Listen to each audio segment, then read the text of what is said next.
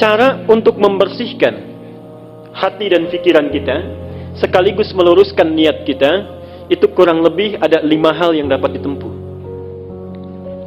Terutama mohon ibu bapak ya, tolong perhatikan yang 5 ini dan amalkan, aplikasikan, contohkan kepada anak cucu kita. 1, caranya dengan banyak membaca dan mengkaji Al-Quran. Di antara fungsi membaca dan memahami bacaan Quran itu adalah salah satunya membersihkan penyakit-penyakit yang ada di dalam jiwa kita. Ada 2 jenis penawar. 1, penawar obat fisik, dikenal dengan dawa. Penyakitnya daun, obatnya dawa. Jadi kalau kita berobat ke dokter, diberikan resep, kemudian obatnya berbentuk kapsul atau tablet, itu dalam bahasa Arab dinamakan dawa, obat fisik. Yang kedua, ada namanya obat jiwa. Dan obat bagi penyakit yang memang sudah tidak bisa ditangani lagi oleh makhluk. Jadi ini puncak segala penawar, dinamakan dengan syifa. Dinamakan dengan syifa. Quran itu di antara fungsinya adalah menjadi syifa, penawar, obat, penghilang penyakit-penyakit yang ada di dalam jiwa, sekaligus mampu menyembuhkan penyakit fisik yang sudah tidak bisa lagi ditangani oleh dawa. Apa dalilnya? Harus ada dalil ya. Quran surat Al-Isra, surat 17 ayat ke-82. Quran surat Al-Isra, surat 17 ayat 82. Wa nunazzilu minal Qur'ani ma huwa shifaa'un wa rahmatun lil mu'minin. Wa nunazzilu minal Qur'an, dan kami jadikan, kami turunkan di antara ayat-ayat Quran itu yang bila sering dibaca, dipahami dengan baik, diamalkan kandungannya, itu bisa membersihkan jiwa, menjadi penawar bagi penyakit-penyakit jiwa yang sering meresap ke dalam diri kita. Wa rahmatun lil mu'minin, sekaligus menjadi rahmat, kemudahan dalam mengiringi aktivitas yang kita jalani di dalam aktivitas keseharian kita. Itu yang pertama. Jadi ibu bapak kalau punya putra, mau cerdas di sekolahnya, mau bagus belajarnya, itu tolong perhatikan bacaan Qur'annya. Semua orang Islam yang pintar-pintar, kita tidak usah berbicara zaman sahabatnya, masa-masa keemasan Islam saja setelah tabi'in, semua ulama, semua cendekiawan, semua ilmuwan yang akan mempelajari ilmu-ilmu hidup, ilmu-ilmu kehidupan, ada matematika, biologi, fisika, kimia, semuanya mempelajari Quran dulu. Ibnu Sina, Al-Kindi, Al-Farabi, Al-Ghazali, Ibnu Rushdi, Al-Khawarizmi, Al-Bantani, Al-Bituni, semuanya dari Quran dulu. Ibnu Sina yang dikenal dengan pakar kedokteran, usia 17 tahun sudah menjadi dokter spesialis, rujukan para dokter di masa itu usia 7 tahun sudah hafal Quran. Usia 7 tahun. Semua ulama Islam itu orang tuanya memasukkan dulu anaknya untuk hafalan Quran. Apa di antara keunggulannya? Orang-orang yang hafal Quran itu rata-rata ingatannya terbuka, kecerdasannya meningkat.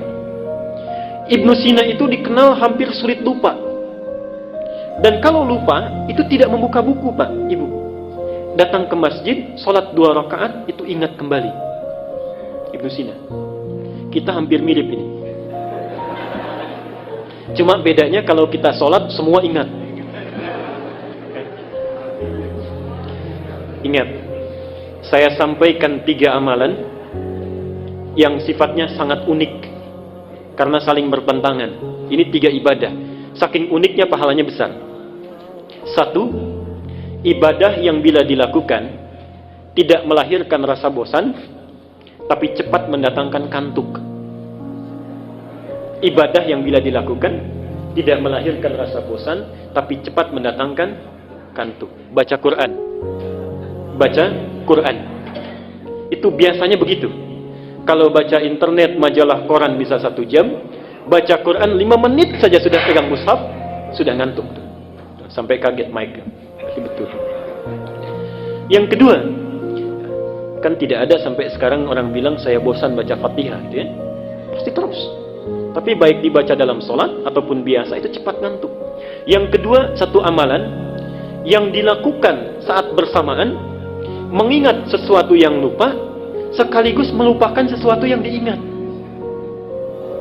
Ingat sesuatu yang lupa sekaligus melupakan sesuatu yang diingat. Sholat. Saat kita bertakbir itu seharusnya kita kan ingat ya, ini rakaat pertama, kedua, tapi bisa lupa. Dan saat yang bersamaan bisa mengingat sesuatu yang lupa. Kunci ditaruh di mana ingat. Buku hilang di mana ingat. Arisan tanggal berapa belum dapat ingat, juga semua masuk. Ya.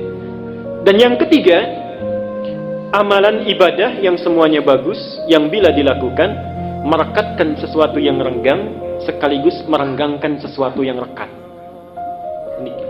Merekatkan sesuatu yang renggang sekaligus merenggangkan sesuatu yang rekat. Nikah.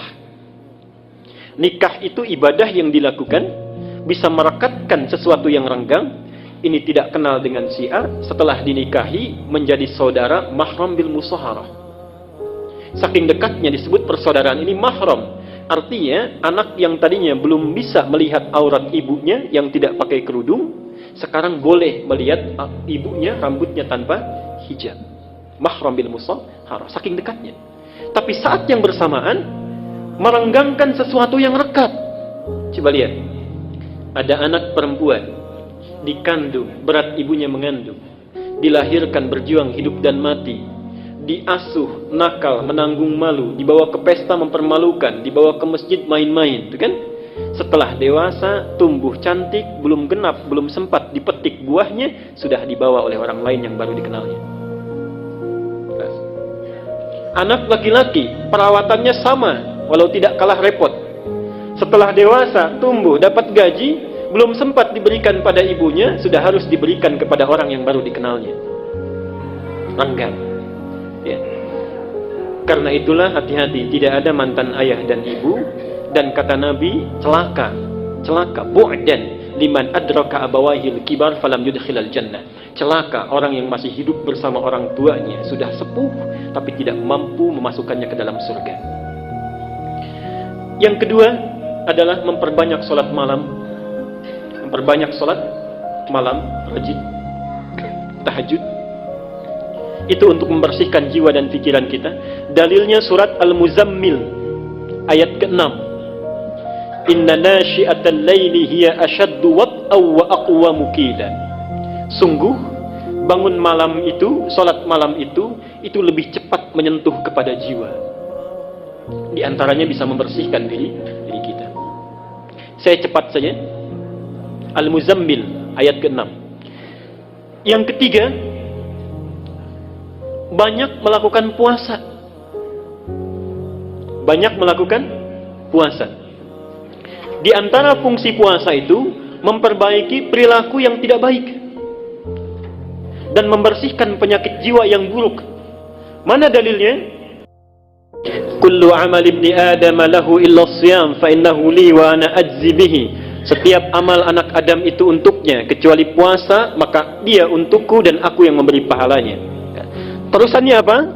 Diteruskan oleh Nabi, fa inimruun qatalahu aw syatamahu, maka jika ada seseorang yang memprovokasi dirinya untuk mengajak berkelahi, untuk mencaci dirinya, untuk berbuat yang tidak baik, maka katakanlah, kata Nabi, inni shaimun marwataini. Katakan saya puasa, saya puasa. Jadi fungsi puasa itu untuk menahan dan memperbaiki diri dari perilaku-perilaku yang tidak baik. Yang keempat, masih ibadah. Yang keempat, memperbanyak istighfar dan bertaqarrub kepada Allah. Memperbanyak istighfar dan bertaqarrub kepada Allah, khususnya di penghujung malam menjelang waktu fajar. Khususnya di penghujung malam menjelang waktu fajar. Dalam bahasa Quran disebut dengan sahar istilahnya. Wabil ashari hum yastaghfirun. Surah Az-Zariyat surah ke-51 ayat ke-18 dalilnya. Wabil ashari hum yastaghfirun. Dan yang kelima, yang terakhir, memilih teman yang baik, berkumpul dengan orang-orang yang soleh. Ilmu kita bagus, hati kita baik, tapi berkumpul dengan orang-orang yang jelek, perilaku anak pun akan terpengaruh. Ini maaf Pak Ibu ya, tolong mulai sekarang itu kalau cari-cari sekolah, cari universitas, cari yang 5 kriteria ini baik, yang bisa memberikan akhlak yang baik, tempat yang baik. Jangan sekedar pandai ya, pandai itu gampang dicarinya, tapi carilah sekolah yang memberikan akhlak yang baik.